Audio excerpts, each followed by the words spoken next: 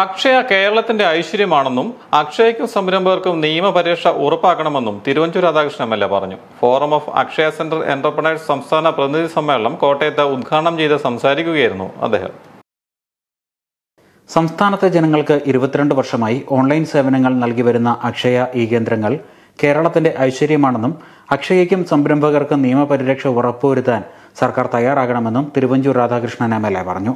സർക്കാരിന്റെ വിവിധ വകുപ്പുകളുടെ കൂടുതൽ അപേക്ഷകൾ അക്ഷയ വഴി നൽകുന്നതിന് നടപടിയുണ്ടാകുന്നതിനൊപ്പം അക്ഷയ പ്രസ്ഥാനത്തെ നവീകരിക്കുന്നതിന് ശ്രമമുണ്ടാകണമെന്നും എം.എൽ.എ. പറഞ്ഞു. കോട്ടയത്ത് forum of Akshaya centre entrepreneurs face സംസ്ഥാന പ്രതിനിധി സമ്മേളനം ഉദ്ഘാടനം ചെയ്ത് സംസാരിക്കുകയായിരുന്നു അദ്ദേഹം. അക്ഷയ കേന്ദ്രത്തിന് ആവശ്യമായ പ്രൊട്ടക്ഷൻ വേണം. പണ്ടൊരു കാലത്ത് നമ്മുടെ നാട്ടിലൊരു സമ്പ്രദായമുണ്ട്. ഒരു സ്ഥാപനം ഒരിടത്ത് വന്നു കഴിഞ്ഞാൽ തൊട്ടടുത്ത് അതേ സ്ഥാപനം തന്നെ ആരംഭിക്കും. അത് വന്ന മൂന്നാമത്തോ ആരംഭിക്കും. മൂന്നും പൂട്ടിക്കഴിയുമ്പോൾ വളരെ സന്തോഷമാണ് നമ്മുടെ സ്വത്തായിട്ട്. അക്ഷയ അതിൻ്റെ ഒന്നാമത്തെ രക്തസാക്ഷിയാണ്. കാരണം ഒരു അക്ഷയ കേന്ദ്രം തുടങ്ങിക്കഴിയുമ്പോൾ സാമാന്യം കഷ്ടപ്പെട്ടും ബുദ്ധിമുട്ടും ഒക്കെ ഇതൊക്കെ മെച്ചപ്പെടുത്തി വരുമ്പോൾ തൊട്ടടുത്ത ഒരു അപേക്ഷ അങ്ങോട്ട് കൊടുക്കും. അവിടെ തന്നെ വേണമെന്ന് പറയും. കാരണം ഇവിടെ ഇരിക്കുന്ന കസ്റ്റമേഴ്സിനെ അങ്ങോട്ട് പിടിക്കണ്ടേ, അതിന് വേണ്ടിയുള്ള നമ്പരാണ്. അത് ശരിയല്ല.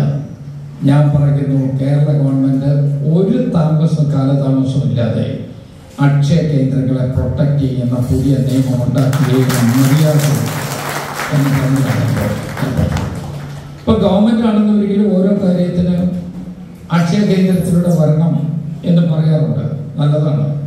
അപ്പൊ അക്ഷയ കേന്ദ്രത്തിൽ വന്നാലൊരു ഗുണം, യഥാർത്ഥത്തിൽ അതിനകത്ത് തെറ്റുകളൊന്നും ഉണ്ടാവില്ല.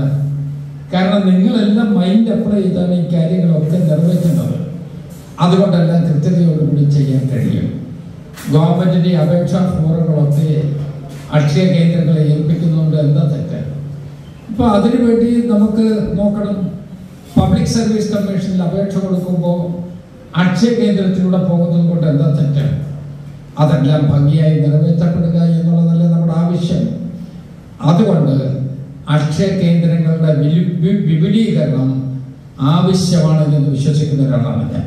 ഫേസ് സംസ്ഥാന പ്രസിഡന്റ് സ്റ്റീഫൻ ജോൺ അധ്യക്ഷത വഹിച്ചു. സമ്മേളനത്തിൽ അക്ഷയ കെയർ കുടുംബസഹായ നിധി മരണപ്പെട്ട 2 അക്ഷയ സംരംഭകരുടെ കുടുംബങ്ങൾക്ക് എം.എൽ.എ. കൈമാറി.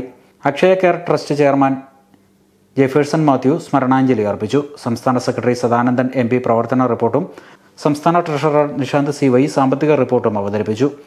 ഫേസ് സംസ്ഥാന ജോയിന്റ് സെക്രട്ടറി പ്രതീഷ് ജേക്കബ് സ്വാഗതവും വൈസ് പ്രസിഡന്റ് മധുസൂദനൻ കൃതജ്ഞതയും അർപ്പിച്ചു.